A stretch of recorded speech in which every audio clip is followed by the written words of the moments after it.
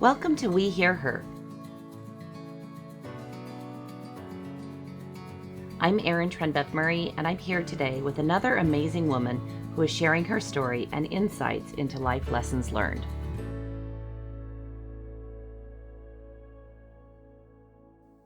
Hi there, I'm Erin Trenbeth Murray, and welcome to the We Hear Her podcast with Women Who Succeed. I have been looking forward to this interview all night. I kept waking up because my good friend Rachelle is so much fun that I know we're going to have a great time with this conversation.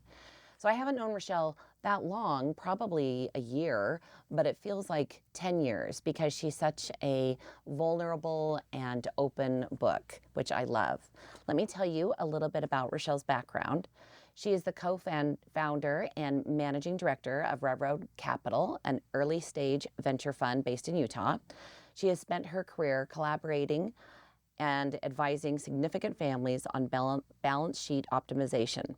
Having spent 12 years at Goldman Sachs, 3 years at JP Morgan Chase, and 1 year at Crestone Capital. Then she launched RevRoad Capital. And while most of her energy is focused on building Utah's newest seed stage venture fund, Rachelle also consults with the Utah-based wealth management firm, the Norden Group. Rachelle is passionate about building community and democratizing access to opportunity, especially for women and girls in Utah. She is like, oh, I love this part.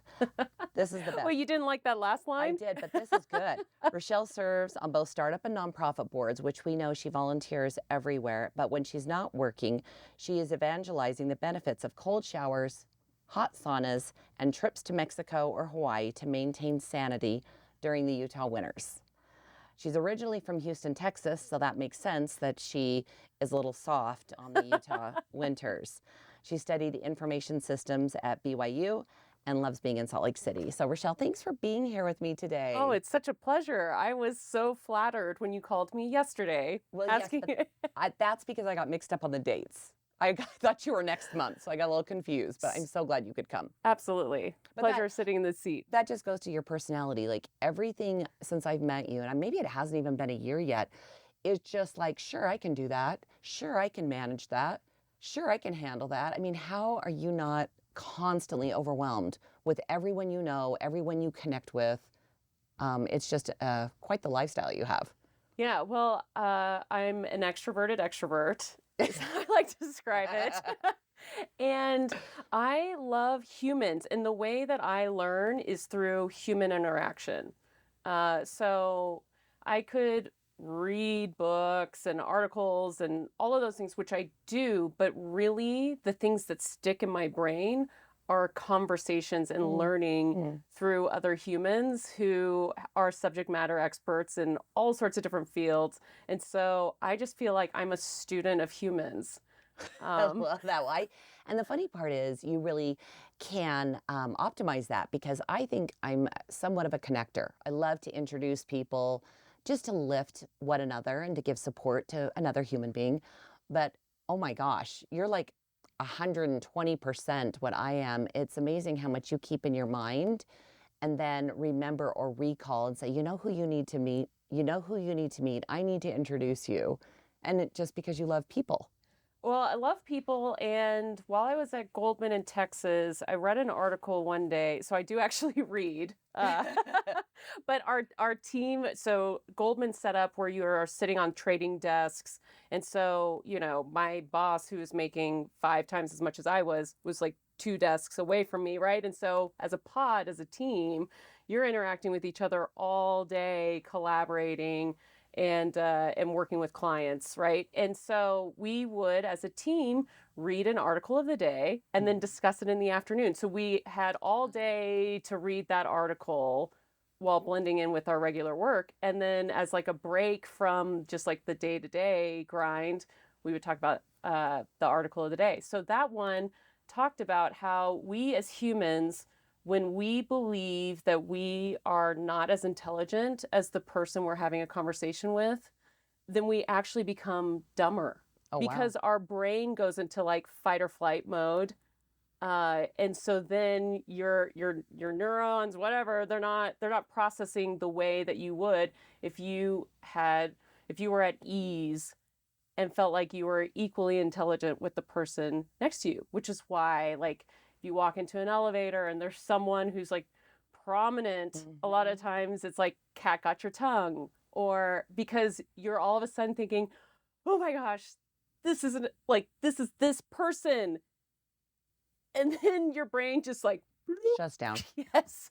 Well, and it's funny you say that, because I talked to a woman the other day in Women Who Succeed, and she asked me, she's like, do you ever have imposter syndrome? I'm like, well, yeah, all the time.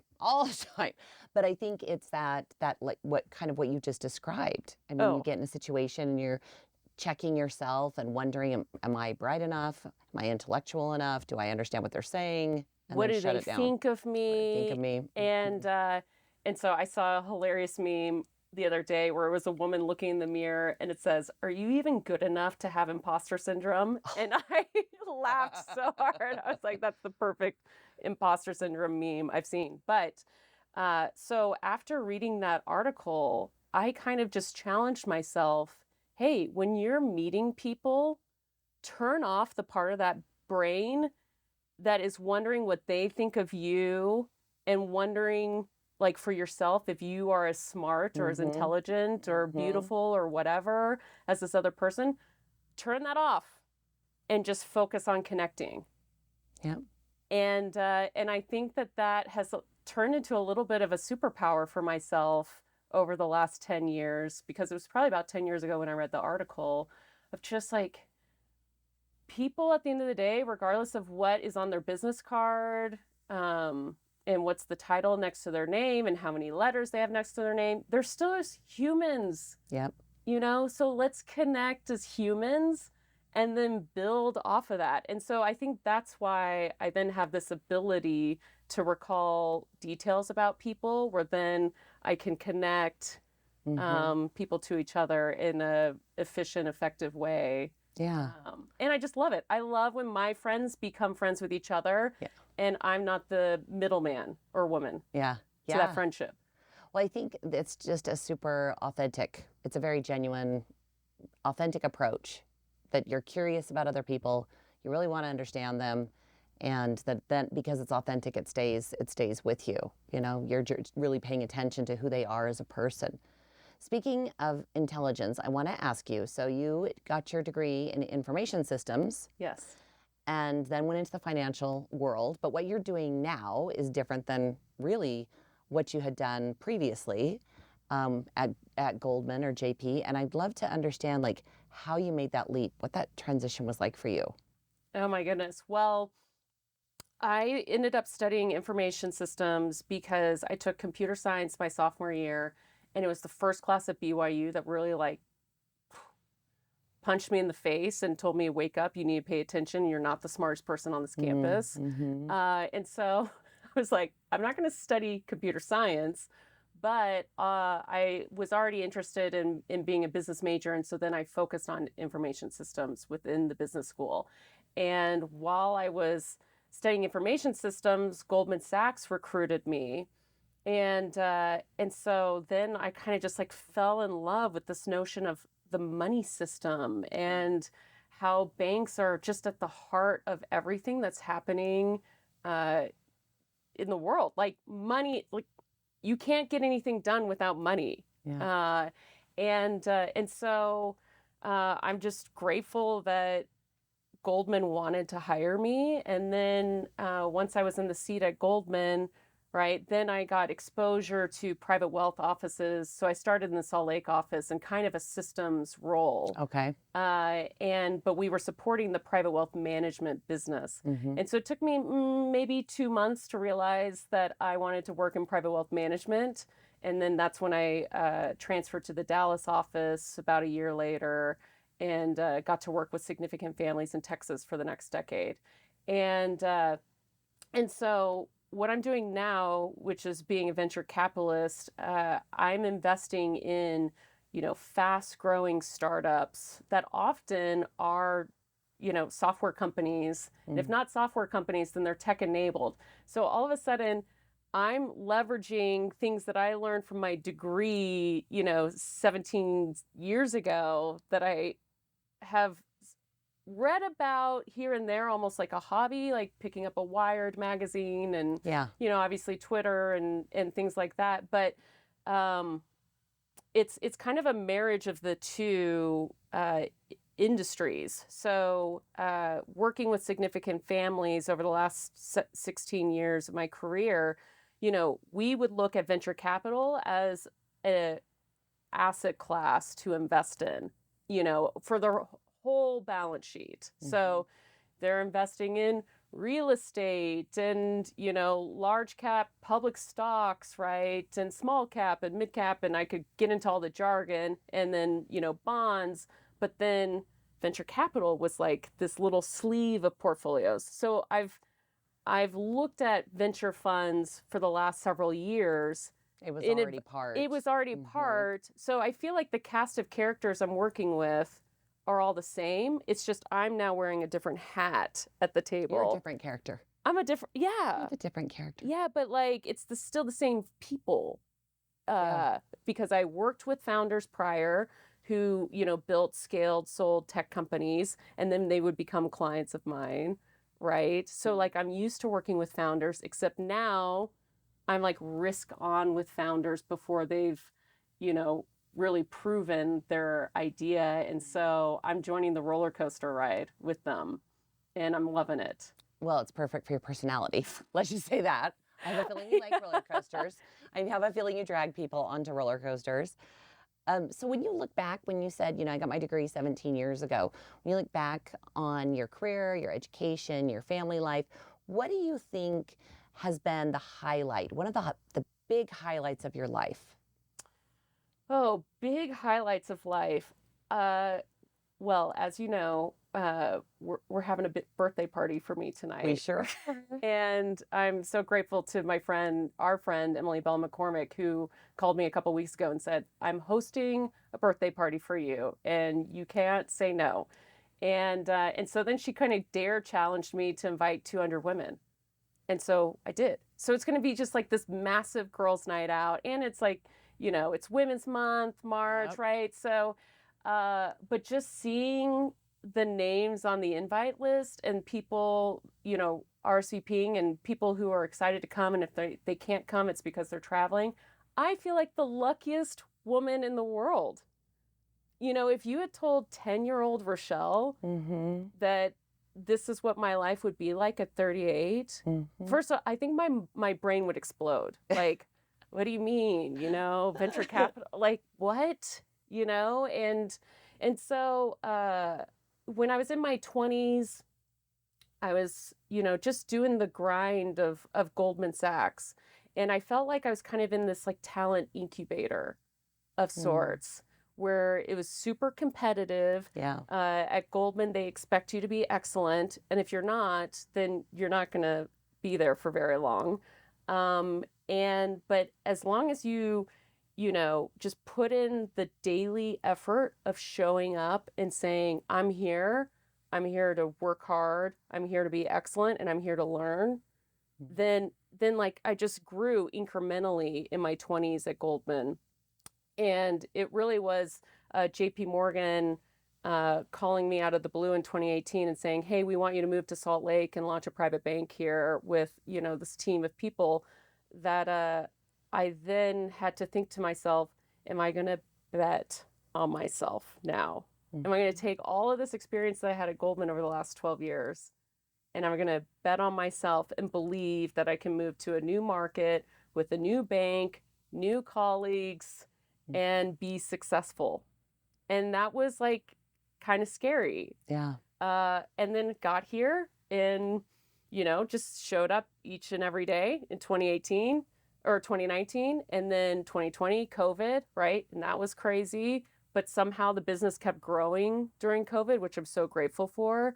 And over the last 4 years in Utah, I've really come to learn and understand and appreciate how building community is one interaction at a time. Because I kind of had like a blank slate moving here. Right. I had to hit the reset button and build a network for myself in Salt Lake and Park City and Utah County and Davis County. and even down in St. George, and then just one lunch at a time, one meeting at a time. Right. And then those introductions. I mean, that's the beauty of Utah in so many ways, is that web of connections. So you're living your best life now, right now. I mean, but I also cried at the nail salon yesterday. Yeah. Well, well, I'm sorry about that. But No, but it's just like, I'm a human. right. Yeah. I've done things like that for sure, 100%. And I think the vulnerability, you and I spoke about this a little bit before the podcast started. You've also endured a lot of tragedy and grief with the loss of your sister. Yeah. And how does a person who, it's a dichotomy, you're so strong, and there's no words to describe really your work ethic, your tenacity, your strength, your outer image, but to go through something so tragic with your sister, how do you reconcile that within yourself? And I know you celebrate her each year. Yes. And I just how do you console others or give guidance or wisdom to others who've experienced a loss like that? Well, right. Well, so the reason why I cried yesterday at the nail salon was because you had sent me a list of potential podcast questions. And so I started scanning through, and one of them was, if you could relive a day in your life, what day would that be? And I immediately had a trip to New York with my sister Madeline, Madie is how I always called her, and Marche. And Madie was in high school, Marche was in the 8th grade, and just this like memory of taking my sisters to New York. I was living in Dallas at the time, and it was just this like perfect trip. And I was thinking about it, and then all of a sudden just tears, and just, the combination of like joy of that perfect weekend, and then the pain of knowing I'm not going to have another memory creation with Madie during the rest of my life. And so she passed away as a freshman at BYU in a car accident right before Thanksgiving, and she was 9 years younger than me. Her crib was in my room. I mean, she was my first sister. I grew up second of 7 children, and so her birth and existence changed my life. Just Madie just existing changed my life. And she was my mini me, and we just had this like relationship of unadulterated love and adoration for each other, is like the best way that I've been able to describe it.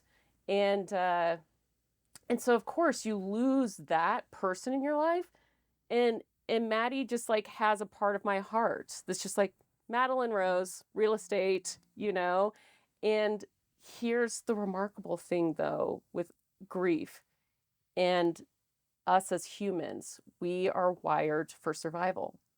And so I feel like my heart has grown since Madie's passing, right? And like the muscles of the heart do whatever they can to operate around that like wound in the heart that's called Madie Rose grief, right? And that's where like I feel like I live my life in a bigger way, bolder way. And it may seem counterintuitive on the surface, but one of the most beautiful things about having lost this sister so unexpectedly early in life, and having to navigate, like I've lost this person where it's just like pure unadulterated love, Yeah.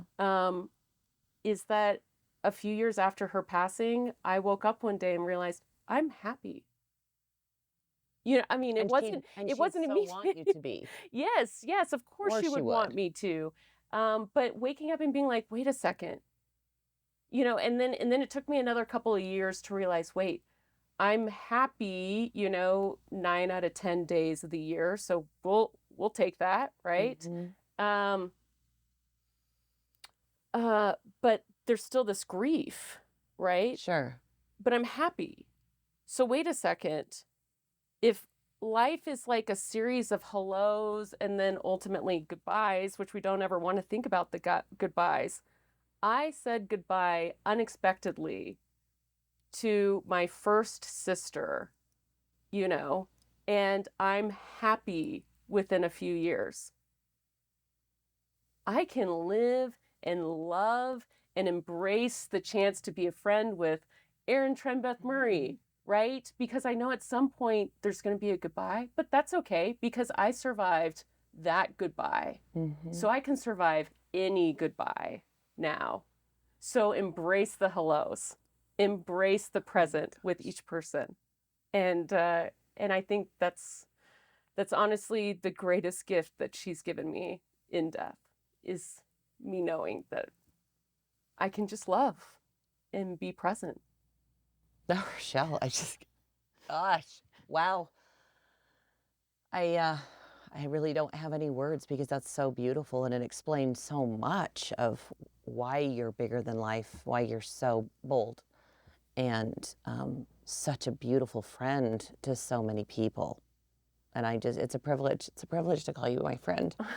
But goodness, I'm like holding back hard on the tears, but well, and I'm so grateful for you and for so many friends in my life who are, I feel like, true mentors and champions in my corner, you know, and I think, you know, I think about women I've gotten to know in Utah, and I'm kind of tired of the rhetoric that Utah's the worst state for women because moving here was the best thing I could have done with my life in my 30s. And I plan on being here for decades to come. good. You know? Good, because you can't go anywhere. We won't let you. Especially now that I know where you live. Yeah, now that we live within a couple miles of each other. Yeah, no, but I just, you know, Utah can be a fantastic place for women to thrive. And I just think about strong women who just lean into solving problems in our community. And the fact that I've had access to them, that they're so giving of their time and their knowledge and their wisdom. And many of these women have sat in this chair. And so I feel like I have big shoes to fill by just sitting in this chair today. But, you know, Becky Edwards with her Senate campaign last year, I mean, what a force. And that somehow she recruited me into the whole thing. And I got a front row seat to just who she is. She is authentically amazing. Yeah, she's got to run again for some. She's amazing. And then, you know, Sid Tetro, you asked, how did I make the leap into being a venture capitalist? Sid Tetro was the woman who said, jump. What's the worst thing that's going to happen? It doesn't work out. And then you go back to being a successful banker. Like, that's your worst case scenario, Rachelle. Right. That's good advice. And then all of a sudden I'm like, I'm jumping.